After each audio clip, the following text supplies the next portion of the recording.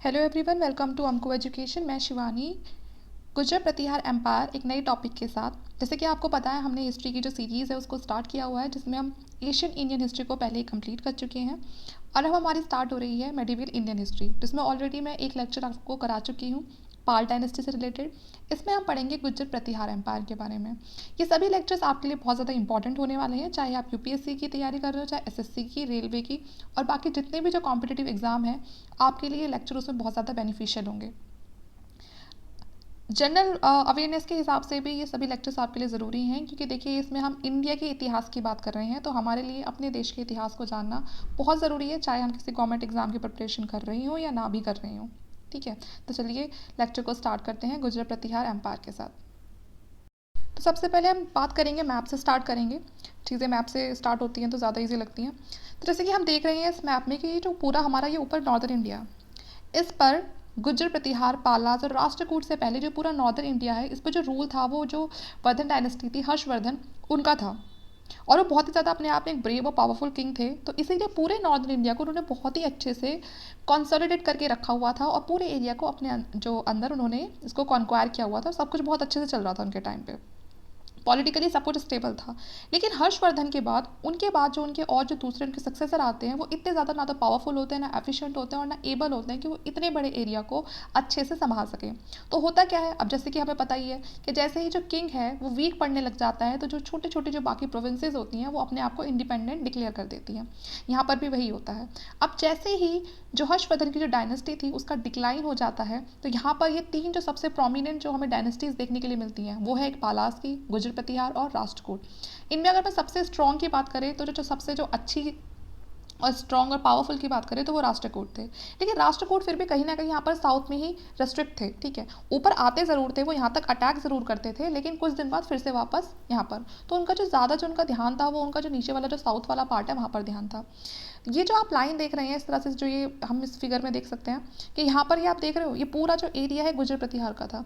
कभी ऐसा नहीं हुआ कि जो एक टाइम पर ये जो कन्नौज वाला जो एरिया था, यहाँ पर एक लंबे टाइम तक किसी एक डायनेस्टी का रूल रहा हो। ये एरिया ऐसा था कि कभी तो यहाँ तक पाल पहुँच जाते थे, कभी यहाँ तक राष्ट्रकूट पहुँच जाते थे, कभी यहाँ पर गुर्जर प्रतिहार पहुँच जाते थे। तो ये जो एरिया था, जो सेंटर था कन्नौज का, ठीक है, चाहिए सबको था, लेकिन एक लंबे टाइम तक कोई इसको संभाल के नहीं रख पाया। इन तीनों डायनेस्टी जब तक ये थी, इसमें यही होता रहा कि कभी पाल, कभी गुर्जर प्रतिहार, कभी राष्ट्रकूट, इन तीनों के बीच में ही इस चीज़ के लिए झगड़ा होता रहता था। ठीक है, कभी पाल गुर्जर पर अटैक कर दिया करते थे, तो गुर्जर प्रतिहार राष्ट्रकूट पर कर दिया करते थे। जो राष्ट्रकूट थे वो अटैक करते थे इन पे, लेकिन वापस से फिर वो साउथ में चले जाते थे। तो हम यहाँ पर अब इसमें लेक्चर में हम गुर्जर प्रतिहार के बारे में पढ़ेंगे। पाल के बारे में मैं आपको पहले ही पढ़ा चुकी हूँ। अगर आपने नहीं लेक्चर देखा है तो आप उस लेक्चर को देख लेना, आपको नीचे डिस्क्रिप्शन बॉक्स में प्लेलिस्ट का लिंक मिल जाएगा। अगर वीडियो अच्छी लगे तो प्लीज़ लाइक भी ज़रूर करना, और कॉमेंट करके आप हमसे अपना कोई भी डाउट पूछ सकते हैं। ठीक है, तो चलिए स्टार्ट करते हैं। देखिए 647 कॉमन एरा, इसमें क्या हुआ था, जो पुष्पभूति जो डायनेस्टी थी, जिसको हम वर्धन डायनेस्टी भी बोलते हैं, उसका डिक्लाइन हो गया था। ठीक है, यहाँ पर इस डायनेस्टी की जो हम कहीं कि इसकी जो कैपिटल थी, हम सबको पता है, बार बार हम बहुत बार हमने पढ़ ली है, वो कन्नौज सिटी थी। तो कन्नौज सिटी को मैंने आपको दिखा दिया कि बिल्कुल सेंटर था, वो जो नॉर्दर्न इंडिया था उसका सेंटर था, कि अगर जिसका वहाँ पर कंट्रोल हो गया, वो पूरे इंडिया को, पूरा जो नॉर्दर्न इंडिया है उसको अच्छे से वहाँ से कंट्रोल कर सकता है। ये प्रेजेंट आपका उत्तर प्रदेश में है। हर्षवर्धन के टाइम पर सब कुछ पॉलिटिकली बहुत ज़्यादा स्टेबल था, सब कुछ बहुत अच्छे से चल रहा था। लेकिन जैसे ही हर्षवर्धन की डेथ होती है, बहुत ज़्यादा पॉलिटिकल इनस्टेबिलिटी नॉर्दर्न जो हमारा एरिया है इंडिया का, उसमें देखने के लिए मिल जाती है। सब चीज़ें बहुत ज़्यादा अनस्टेबल हो जाती हैं। अब होता क्या है, बहुत सारे जो पावरफुल जो एम्पायर्स होते हैं दूसरे नॉर्दर्न इंडिया में, वो दिखाई देने लगते हैं। जैसे कि मैंने आपको बताया, किंग जैसे ही वीक होता है, या कोई भी डायनेस्टी जैसे ही वीक होती है, दूसरे जो छोटे छोटे वहाँ पर जो प्रोविंस होते हैं, जो एम्पायर्स होती हैं, डायनेस्टीज़ होती हैं, वो अपने आप को इंडिपेंडेंट डिक्लेयर कर देती हैं, क्योंकि अब उन्हें डर ही नहीं होता किसी का। तो यहाँ पर भी वही होता है। और इसी चक्कर में यहाँ पर हमें तीन डायनेस्टीज़ देखने के लिए मिलती हैं, जिसमें हमारी पहली है पाला, दूसरी है प्रतिहार, और तीसरी है राष्ट्रकूट। ठीक है, तीनों ही बहुत ज़्यादा मोस्ट प्रोमिनेंट थी। इनमें जो सबसे ज़्यादा जो लंबे टाइम तक चलती है वो राष्ट्रकूट एम्पायर थी, और सबसे ज़्यादा जो हम कहीं पावरफुल की बात करें, तो इन तीनों में जो सबसे ज़्यादा जो पावरफुल थी वो राष्ट्रकूट एम्पायर ही थी। तीनों के बारे में हम एक एक करके पढ़ेंगे, अलग अलग लेक्चर में पढ़ेंगे, जिसमें मैंने आपको पाल के बारे में पहले ही पढ़ा दिया है। तो इस लेक्चर में बेसिकली हम प्रतिहार के बारे में बात करेंगे। ठीक है, जो गुर्जर प्रतिहार डायनेस्टी है, वो उसका जो टाइम पीरियड है उसको हम लेट क्लासिकल पीरियड भी बोलते हैं इंडियन सब कॉन्टिनेंट पे। ठीक है, और इसमें ज़्यादा जो एरिया था वो नॉर्दर्न इंडिया की हम बात करेंगे। ये कम से कम हमारी 8 से 11 सेंचुरी के बीच की वाली बात है।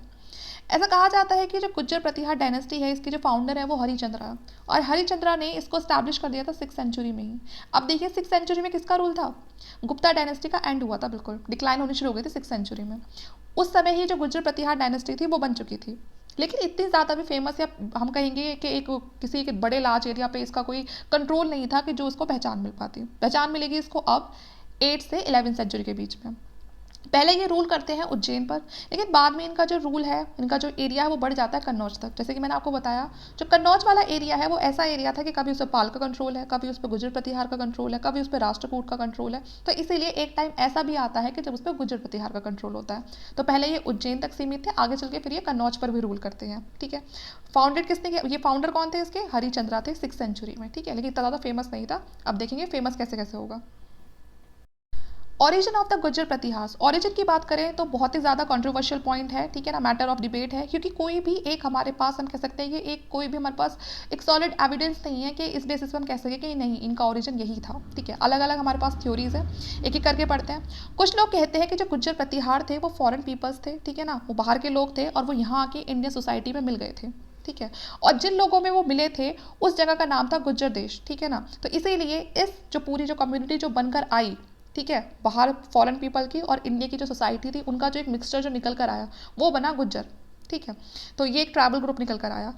एक तो ये है, ठीक है। अब इसमें कितना सच है कितना झूठ है नहीं पता, क्योंकि ये इतिहास की बातें हैं, जिसने जैसा ऑब्जर्व किया, जिसने जितना उसने रिसर्च किया उसने अपने हिसाब से लिख दिया। ठीक है, दूसरा कहा जाता है कि जो प्रतिहार जो शब्द है इसका जो मतलब है संस्कृत में वो है डोर कीपर। तो इसलिए ये भी कहा जाता है कि जो प्रतिहार के जो डिसेंडेंट थे, जो उनके पूर्वज थे, वो राष्ट्रकूट डायनेस्टी में एज अ डोर कीपर उन्होंने क्या करते थे, वो काम करते थे, वो ऑफिसर्स थे वहाँ पर जो डोर कीपिंग का काम करते थे। तो इसीलिए आगे चल के ये जो डायनेस्टी है ये क्या बनी? गुज्जर प्रतिहार डायनेस्टी बनी। ठीक है, अब एक थ्योरी ये भी है कि जो लक्ष्मण जी थे, हम सबको पता है, जो श्री रामचंद्र जी के जो भाई थे, उनके छोटे भाई लक्ष्मण, वो हमेशा उनके लिए एक डोर कीपर की तरह काम करते थे कि अगर रामचंद्र जी के पास कुछ भी पहुंचना है या किसी को भी मिलना है तो पहले क्या करना पड़ता था? पहले उन्हें लक्ष्मण जी से मिलना पड़ता था। तो लक्ष्मण को एक टाइटल दिया गया था प्रतिहार। ठीक है ना, तो इसीलिए ऐसा कहा जाता है कि ये लक्ष्मण जी के ही आगे की जनरेशन थी जो आगे चल के गुज्जर प्रतिहार डायनेस्टी के रूप में हमें जानी गई। ठीक है, तो एक ये भी है। Various other Gujjar families started out as a local official and eventually set up a small principalities to the south east of the area of the Jodhpur in a modern day Rajasthan state। कैसा कहा जाता है कि बहुत सारे Gujjar families थी जिन्होंने आगे चल के एक लोकल ऑफिसर्स की तरह काम करा और बाद में फिर वो फैलती गई और जो जोधपुर वाला जो एरिया है पूरा का पूरा उस पर उनका कंट्रोल हो गया। कुछ बिलीवर्स का ये भी मानना है कि जो गुज्जर्स थे वो कौन थे? वो सेंट्रल एशिया से आए थे। सेंट्रल एशिया से एक ट्राइब आई थी, जब उन्होंने हमारे जो देश है भारत देश पर अटैक किया था तो उनके साथ ये लोग आए थे और फिर ये यहीं पर ही मिल गए थे। तो ऐसा भी हमें कुछ जो इंस्क्रिप्शन वगैरह हैं, ठीक है, जो ग्वालियर का जो इंस्क्रिप्शन है वहाँ से हमें पता चलता है, जो राष्ट्रकूट के रिकॉर्ड है उनसे हमें पता चलता है कि इस तरह से जो प्रतिहार थे वो गुज्जर के साथ इस तरह से एसोसिएट हो गए। ठीक है ना, कि वो एक सेंट्रल एशियन ट्राइब थी जो हुणों के साथ यहाँ पर आई थी और फिर वो यहीं बस गई। हमें पता है कि 712 एडी में क्या हुआ था, इंडिया पे एक अटैक हुआ था, जो अरबों ने अटैक किया था, मोहम्मद बिन कासिम ने अटैक किया था ये। तो जब उन्होंने अटैक किया तो उनके साथ बहुत सारे जो दूसरे जो अरब राइटर्स थे वो भी इंडिया में आते हैं, जिनमें से जो अबू ज़ैद, ठीक है ना, अल मसूदी, ये सब लोग आते हैं। तो ये इन्होंने, अब ये राइटर्स थे तो राइटर्स क्या करते हैं, जो भी चीज़ें उन्हें देखने के लिए मिलती है उसका वो अकाउंट बना लेते हैं, उसको वो लिखते हैं। तो यहाँ पर उन्होंने उस समय की जो स्ट्रगल चल रही थी गुज्जर्स के बीच में, ठीक है ना, नॉर्थ और जो दूसरे जो आसपास के जो एरिया थे उनके बारे में बताया कि देखिए, क्योंकि अगर कोई भी हमारे देश में बाहर से आता था तो उसके लिए एक ही सबसे बड़ा जो एरिया होता था, जैसे कि ये हमारे पास यहाँ से ये ऊपर है, तो ये जो नॉर्थ वेस्ट वाला जो पार्ट होता था यहीं से आते थे। अब जो ये 712 में जो अरबों का जो अटैक हुआ था, ये भी कहाँ से हुआ था? ये जो यहाँ पर गुजरात से जो हमारा इधर वाला जो एरिया है, सिंध वाला एरिया, ये भी उस समय भारत से मिला हुआ था। तो सिंध प्रांत पे ये लोग अटैक करते हैं, लेकिन सिंध प्रांत से ये आगे नहीं बढ़ पाते हैं इंडिया में और भारत में, और आगे नहीं बढ़ पाते क्योंकि इधर गुजरात और राजस्थान में कौन बैठे थे? गुज्जर प्रतिहार बैठे थे। तो इसीलिए जो अरब के राइटर्स हैं उन्होंने इनके बारे में कुछ चीज़ें लिखी हैं जब इनकी अरब के जो लोग थे उनकी गुज्जर के साथ वॉर चल रही थी, स्ट्रगल चल रहा था। तो उसमें भी हमें इनके बारे में कुछ बातें पता चलती हैं। कुछ एविडेंस और मिलते हैं। एक कन्नन पोइट थे पंपा, ठीक है ना, who has called Mahipal Gujjar, ठीक है ना, तो वो जो महिपाल थे, प्रतिहार जो किंग थे, उनको इस नाम से उन्होंने अपनी जो कविता है उसमें उन्होंने उनका नाम जिक्र किया है। ठीक है, the name is right from the king holding the post of Pratihara higher officer of the Rashtrakuta court. जैसे कि मैंने आपको बताया कि जो राष्ट्रकूट कोर्ट है वहाँ पर ये जो प्रतिहार है ये एक हाई ऑफिसर वाली कोई रैंक हुआ करती थी, तो जिसको ये जो लोग हैं उन्होंने इसको होल्ड किया हुआ था, तो आगे चल के वही लोग की एक डायनेस्टी बनी जिसको नाम मिला प्रतिहार। ठीक है, तो ये अलग अलग यहाँ पर थ्योरीज दी हुई हैं, अलग अलग लोगों के जो भी उन्होंने सर्च करी, रिसर्च करी, अलग अलग टेक्स्ट से हमें ये सारी बातें पता चलती हैं। ठीक है, तो इसीलिए जो भी है, अभी कोई एक यहाँ पर हम चीज़ नहीं कह सकते कि यहीं से इनकी शुरुआत हुई है, इसलिए मैंने कहा कि ये मैटर ऑफ डिबेट है, तो हमारे लिए बस इतना ही जानना ज़रूरी था। ठीक है, अब देखते हैं राइज ऑफ द गुर्जर प्रतिहार, इनका राइज कैसे होता है। तो हमें पता है कि जो प्रतिहार थे, ठीक है ना, उनको जो फेम मिलता है वो 8th सेंचुरी में मिलता है। जो लास्ट में जो उनको फेम मिलना शुरू होता है वो 8th सेंचुरी सी में उनको फेम मिलता है, जब वो जो अरब इन्वेडर्स होते हैं, जो मैंने बताया 712 में क्या होता है, जो बाहर के जो अरब इन्वेडर्स होते हैं वो इंडिया पर अटैक करने की कोशिश करते हैं, भारत के अंदर घुसने की कोशिश करते हैं, लेकिन उनको कौन रोक देता है, उनको गुर्जर प्रतिहार रोक देते हैं, सक्सेसफुली उनको रेजिस्ट कर देते हैं कि नहीं बाहर ही रहो। ठीक है, तो यहाँ से जो गुर्जर प्रतिहार थे ये फेमस होने शुरू होते हैं, पता चलता है कि हाँ भाई कितने पावरफुल है ये। ठीक है, कि जो पूरा जो अरब इन्वेडर्स थे, जो पूरे घूमते हुए आ रहे थे, सारे देशों को हराते हुए आ रहे थे, एरियाज को अपना एक्सपेंड करते आ रहे थे, या भारत में आके गुर्जर प्रतिहार ने उनको रोक दिया। Beside inscription, the sculpture created and monument built during their reign provide valuable evidence of their time and rule. तो जैसे कि सब अपने टाइम पे कुछ ना कुछ चीज़ें बनवाते थे, इंस्क्रिप्शन करवाते थे, स्कल्पचर बनवाते थे, मॉन्यूमेंट्स बनवाते थे, सेम वैसे ही गुर्जर प्रतिहार ने भी करवाई। तो उनके उन कामों से हमें भी कुछ वैल्यूएबल एविडेंस मिलते हैं उनके टाइम के, उनके रूल के, कि किस तरह का रूल करते थे, कौन सा टाइम पीरियड था।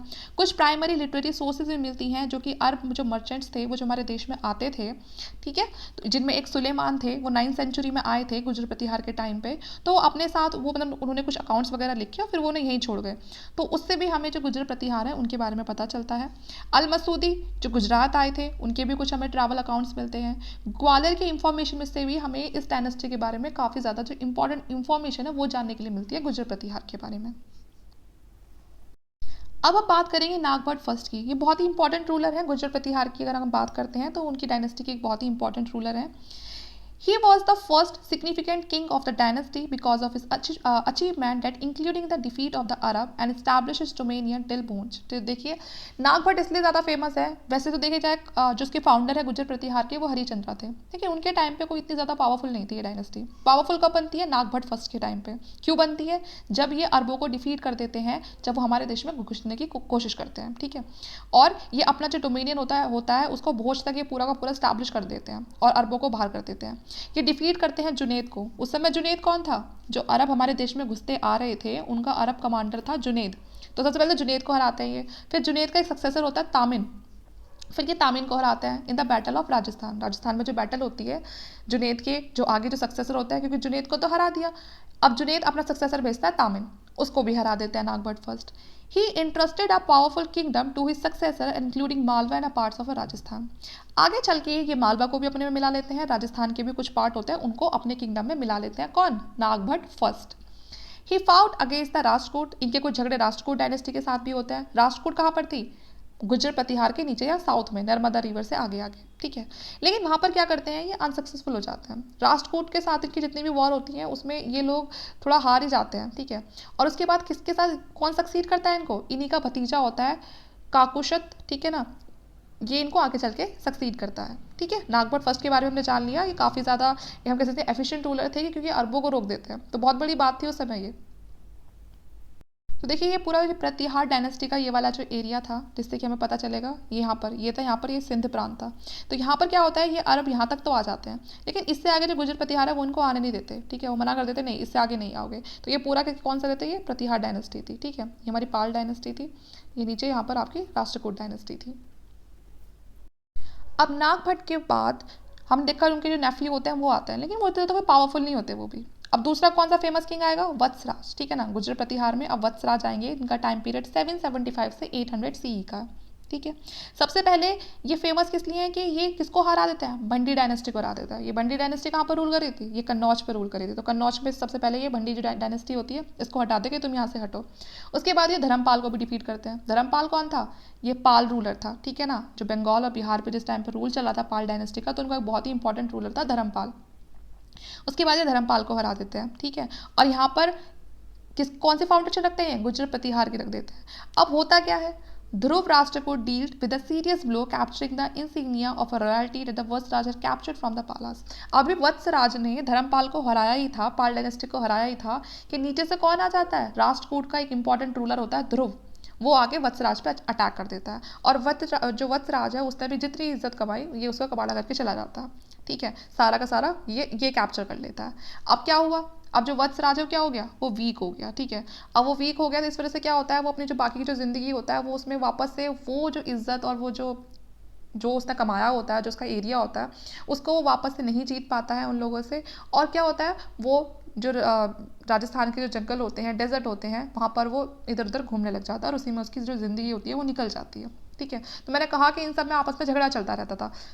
जो गुज्जर प्रतिहार थे वो पाल डायनेस्टी को हरा तो दिया करते थे, लेकिन वो ज़्यादा टाइम तक वहाँ पर रूल नहीं कर पाते थे, क्योंकि नीचे साउथ में से आकर जो राष्ट्रकूट डायनेस्टी थी वो उन पर अटैक कर दिया करती थी, तभी वो वीक पड़ जाते थे। इसी वीक होने का फ़ायदा कौन उठाते थे, वापस से पाल डायनेस्टी वाले कि अच्छा अभी तो हमें हराया था, लेकिन अब तुम वीक हो, अब हम तुम्हें नहीं छोड़ेंगे। तो इस तरह से वो बीच में जो गुज्जर प्रतिहार डायनेस्टी है वो उस तरह से बीच में बेचारी फंस के रह जाती थी। तो यहाँ पर भी वही होता है। अब आएंगे नागभट्ट सेकंड, गुर्जर प्रतिहार डायनेस्टी के। तो वत्सराज वो succeed by his son Nagabhata second. तो ये वत्सराज के ही बेटे थे Nagabhata second, who tried to reclaim the lost reputation of his family. तो जैसे कि जो नागभट्ट सेकंड थे उनको पता चल गया था कि उनके जो फादर है, बाद में क्या होता है, उनकी जो रेपुटेशन है वो बहुत ज़्यादा खराब हो जाती है। तो नागभट्ट सेकंड कहते हैं कि मैं वापस से जो रेपुटेशन है जो हमारी फैमिली की जो खो गई है उसको वापस से मैं सही करूँगा। वो उसके लिए बहुत ज़्यादा ट्राई करते हैं, और सबसे पहले क्या करते हैं, जो सिंध होता है, ठीक है ना, जो प्रेजेंट है आपका पाकिस्तान में, सबसे पहले ये उसको जीतते हैं। ठीक है, उसके बाद ये फिर ईस्टर्न साइड बढ़ते हैं और पालास को हरा देते हैं। ठीक है, अब पालास को हरा दिया, अब क्या होता है, फिर से वही होगा, राष्ट्रकूट रूलर आएंगे गोविंद थर्ड। ठीक है, राष्ट्रकूट रूलर आएंगे गोविंद थर्ड और ये नागभट्ट सेकंड को हरा देंगे। ठीक है, he attacked Kannauj and remove Dharmapala nominated ruler Chakrayudha.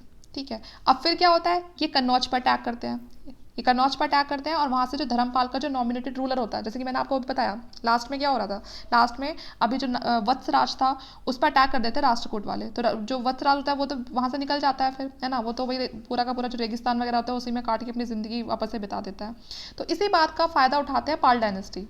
ठीक है, कि वत्सराज तो हार गया, राष्ट्रकूट जो डायनेस्टी है वो उसको हरा गए, ध्रुव जो था वो उसको हरा गया, तो धर्मपाल इसी बात का फ़ायदा उठा के गुर्जर प्रतिहार की जगह पे किसको बैठा देता है, अपने एक नॉमिनेटर को बैठा देता है जिसका नाम होता है चक्रयुद्ध, इसको बैठा देता है।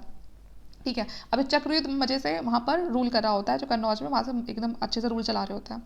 अब जब वत्सराज का बेटे आते हैं, नागभट्ट सेकंड आते हैं, अब वो क्या करते हैं, वो वापस से जो चक्रयुद्ध है उनको हटा देते हैं कि ठीक है अब तुमने बहुत रूल कर लिया, अब वापस से हम यहाँ पर क्लेम करेंगे क्योंकि ये हमारा ही एरिया था। ठीक है, अब वो चक्रयुद्ध को यहाँ से हटा देते हैं और कन्नौज को फिर से कैपिटल बना देते हैं किसकी, प्रतिहार किंगडम की। ठीक है, तो हारे कौन थे, वत्सराज यहाँ पर हार गए थे इस पूरे एरिया को, और वापस से आके इनके जो बेटे होते हैं नागभट्ट सेकंड वो वापस से आके उस एरिया को फिर से पाल डायनेस्टी से ले लेते हैं। ठीक है ना, चक्रयुद्ध को हटा देते हैं। आगे चल के नागभट्ट सेकंड को कौन सक्सीड करते हैं, उन्हीं के बेटे रामभद्र। ठीक है ना, तो नागभट्ट सेकंड के बेटे कौन थे, रामभद्र, उनको आगे चल के सक्सीड करते हैं। भोज और मिहिर भोज, ठीक है, ये ग्रैंड सन थे किसके, नागभट्ट सेकंड के। तो जो रामचंद्र होते हैं, जो मैंने अभी बताया, रामभद्र, हाँ सॉरी, तो वो ज़्यादा कोई कुछ खास काम नहीं किया उन्होंने, तो उसके बारे में हम नहीं पढ़ेंगे। अब क्या होता है, नागभट्ट सेकंड का ग्रैंडसन आते हैं भोज, जिन्हें हम मिहिर भोज के नाम से भी जानते हैं। ठीक है, he ruled for nearly 50 years, तो कम से कम वे 46 टू 50 ईयर्स तक उनका रूल चलता है, अच्छा खासा, काफ़ी ज़्यादा ये भी इंपॉर्टेंट रूलर हैं। इनिशियली ये डिफीट हो जाते हैं पालास से और राष्ट्रकूट से। ठीक है ना, ये हार जाते हैं पालास से भी और राष्ट्रकूट से भी। जो पॉलिटिकल लैंडस्केप चेंज हो जाता है after the death of the powerful Pal ruler Devpal. जैसे कि हमने पढ़ा ही था पाल डायनेस्टी में, जो देवपाल था उसने एक बहुत ही बड़े एरिया को ऑक्यूपाई कर रखा था, लेकिन जैसे ही देवपाल की डेथ होती है पूरा का पूरा पॉलिटिकल जो लैंडस्केप होता है वो चेंज हो जाता है, क्योंकि क्या होता है, जो राष्ट्रकूट होते हैं वो इन्वेड कर देते हैं बंगाल पर। तो अभी तक जो एरिया पाल डायनेस्टी का था अब वो किसका हो चुका है, वो राष्ट्रकूट का हो चुका है। Bhoja defeated the weak Narayan Pala and captured a large part of his western territories.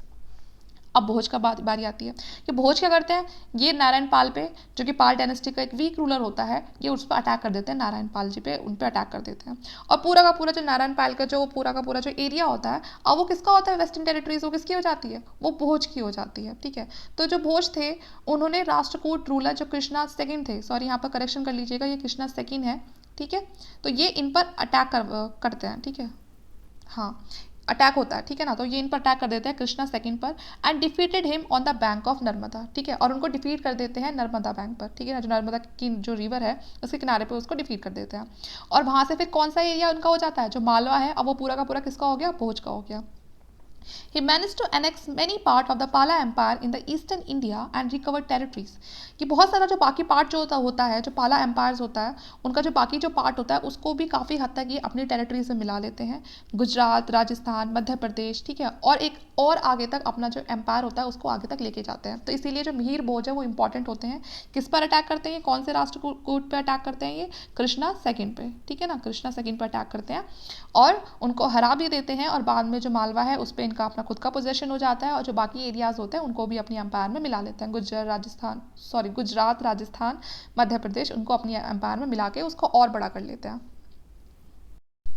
अब बात करते हैं महेंद्रपाल फर्स्ट की। तो भोज को अब सक्सीड करते हैं उनके बेटे महेंद्रपाल फर्स्ट, ठीक है। His most important achievement was the conquest of Magध and नॉर्थ बंगाल। तो महेंद्रपाल की जो सबसे इम्पॉर्टेंट जो हम कहेंगे अचीवमेंट थी वो थी कि उन्होंने मगध को और नॉर्थ बंगाल को अपने गुर्जर प्रतिहार एम्पायर में मिला लिया था। महेंद्र बहुत ही एक जेनरस पैट्रन थे। वो स्कॉलर्स की जो पढ़े लिखे लोग थे उनकी काफ़ी ज़्यादा उनकी वो रिस्पेक्ट किया करते थे। उनके कोर्ट में काफ़ी ज़्यादा जो पढ़े लिखे लोग थे, स्कॉलर्स थे, वो हमें देखने के लिए मिलते हैं। उनमें से एक जो बहुत इंपॉर्टेंट है वो है राजशेखर। तो राजशेखर काफ़ी ज़्यादा इंपॉर्टेंट थे और इन्होंने काफ़ी सारी जो पोएम्स हैं उनको कंपोज भी किया है। कुछ पोएम्स थी, कुछ एपिक्स थे, जिसमें कुछ है, ठीक है, कारपोरा मंजरी, ठीक है, एक काफ़ी इंपॉर्टेंट वर्क है राजशेखर का, बाल रामायण, ठीक है, और बाल भारत। तो कुछ पोइट्री हैं, कुछ एपिक्स हैं जो राजशेखर की बहुत ज़्यादा इंपॉर्टेंट है। और किसके कोर्ट में थे ये महेंद्रपाल फर्स्ट के कोर्ट में थे। ये क्वेश्चन तो कितनी बार पूछा भी जा चुका है कि जो राजशेखर है, जो कारपो मंजरी है, ये किसने लिखी थी, तो ये राजशेखर जी ने लिखी थी, ठीक है। अब बात करते हैं डिक्लाइन कैसे हुआ, गुर्जर प्रतिहार डायनेस्टी का डिक्लाइन कैसा हुआ। After Bhoj, the military power of the Pratihar declined and they suffered defeat after defeat under the successive king। तो देखिए जो भोज थे, मिहिर भोज थे, उनके बाद जो मिलिट्री पावर थी प्रतिहार की वो डिक्लाइन होने लगी, क्योंकि उनके बाद उस एम्पायर को एक हार के बाद दूसरी हार, फिर हार, वही सब मिलता रहा, ठीक है। तो मतलब हम कह सकते हैं कि जो इनके सक्सेसर थे, जो मिहिर भोज थे, आगे जो इनके सक्सेसर आए वो उतने ज़्यादा पावरफुल नहीं थे कि वो इस डायनेस्टी की जो रेपुटेशन थी या फिर जो एक ब्रेवरी या पावरफुल था वो जितना भी जो एम्पायर था उसको वो मेंटेन नहीं कर पाए उस तरह से। ऊपर से अटैक तो चलते ही रहते थे, पाल, राष्ट्रकूट और इनके बीच में अटैक चलते रहते थे बराबर। The weakening of the central power attack on the capital made their feudatories and the provincial governor assertive and dying to declare independence, ठीक है। तो जैसे ही कोई भी है, जैसे कोई भी एम्पायर बड़ा होता है तो वो अपने जो एरिया जो भी वो जीतता चला जाता है वहाँ पर वो अपने क्या बैठा देता है, फ्यूडिडेटरीज को बैठा देता है, किसी और को बैठा देता है, क्योंकि भाई वो पूरा कंट्रोल नहीं कर सकता। तो वही कुछ जो गुज्जर प्रतिहार थे वो भी ऐसे कर रहे थे। तो बाद में जैसे ही इनका एम्पायर वीक पड़ता है, वो जो फ्यूडेटरीज होते हैं, प्रोविंशियल गवर्नर होता है, वो अपने आप को क्या कर देते हैं, डिक्लेयर कर देते हैं कि हम तो इंडिपेंडेंट है, अब हम अलग हो चुके हैं। तो इस तरह से वो जो एम्पायर होता है उसकी कहीं ना कहीं किसी भी एम्पायर की, कि हम सिर्फ गुज्जर प्रतिहार की बात नहीं करें, कोई भी एम्पायर है, तो इस तरह से वो वीक होने लगता है और कुछ टाइम बाद वो जो एक बहुत ही बड़ा साम्राज्य होता है वो छोटे छोटे टुकड़ों में टूट जाता है। तो यहाँ पर भी वैसा ही हुआ। As a result, the empire disintegrated and was reduced to a kingdom covering only the area around Kanyakumari। तो क्या होता है, वो जो पूरा का पूरा जो एरिया, जो इतना बड़ा जो एरिया होता है, अब वो इतनी बुरी तरीके से डिसइंटीग्रेट हो जाता है और वो इतना छोटा सा हो जाता है कि सिर्फ कन्नौज के आसपास का छोटा सा एरिया उनके कंट्रोल में रह जाता है। Yashpal mentioned in an inscription dated 1036 AD was probably the last ruler of this dynasty।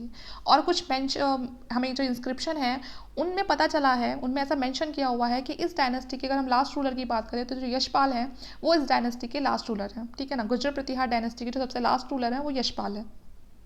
The Pratihar kingdom continued its existence in a subdued fashion till the early 11th century CE when it was finally conquered by the Ghaznavid Turk, ठीक है। तो जो प्रतिहार kingdom था वो अपनी existence में रहता है, लेकिन कब तक, सिर्फ 11th सेंचुरी तक, क्योंकि उसके बाद आके जो फाइनली कौन कॉन्क्वायर कर लेता है इनके एरिया को, जो गजनवी जो टर्क्स होते हैं वो उस एरिया को, प्रतिहार किंगडम को पूरी तरह से खत्म करके और उस एरिया को अपने में मिला लेते हैं। Their control was however temporary and this area was taken over by the Indian rulers। लेकिन उनका भी जो एरिया होता है वो जो टर्क्स आके कंट्रोल करते हैं वो भी बस जस्ट टेम्पररी होता है, क्योंकि ज़्यादातर जो ये जो बाहर के जो लोग आते थे अरब टर्क्स, शुरुआत में इनका कोई ऐसा मोटिव नहीं था कि हमें इंडिया में आके बसना है। शुरुआत में इनका मोटिव क्या होता था कि हमें यहाँ से लूटपाट करनी है, अच्छे से भर के लेके जाना सब कुछ, क्योंकि हमारा जो देश था वो ऐसे ही उसको सोने की चिड़िया नहीं कहा जाता था। यहाँ पर बहुत कुछ था, बहुत गोल्ड सिल्वर, ठीक है ना, ये सब चीज़ें बहुत ज़्यादा थी। तो कोई भी जो बाहर से जो आता था उनके मन में ना इंडिया को देख के लालच आ जाता था। तो शुरुआत में किसी ने नहीं सोचा था कि हमें इंडिया पे यहाँ पर रूल करना है, बस पहला उनका मेन मोटिव यही होता था कि सब कुछ लूट के लेके जाना। तो इसीलिए कोई ज़्यादा टाइम तक यहाँ पर अपना कंट्रोल करके नहीं रखता था। तो ऐसे ही होता है, बाद में जो ये गजनवी जो टर्क्स होते हैं, ये उस एरिया को, इनका कंट्रोल नहीं रहता है, टेम्पररी होता है इनका भी, और ये जो रूल आ जाता है फिर से किसका, इंडियन रूलर्स का। ठीक है, कौन आ जाता है, गढ़वाल डायनेस्टी, एक नई डायनेस्टी निकल कर आती है। तो यहाँ पर देखिए जो हमारा गुर्जर प्रतिहार डायनेस्टी है, ये हमारी खत्म हो जाती है। इसके बाद और भी बहुत सारी डायनेस्टीज़ है जिनको हम एक एक करके पढ़ेंगे, लेकिन गुर्जर प्रतिहार डायनेस्टी के बारे में इतना ही था। ठीक है, अगर आपको वीडियो अच्छा लगता है तो प्लीज़ लाइक करना, शेयर करना। ठीक है, चैनल को भी सब्सक्राइब कर लेना और अपने बाकी दोस्तों के साथ भी शेयर करना। ठीक है, अब हम मिलते हैं नए टॉपिक के साथ नेक्स्ट लेक्चर में। Okay, thank you.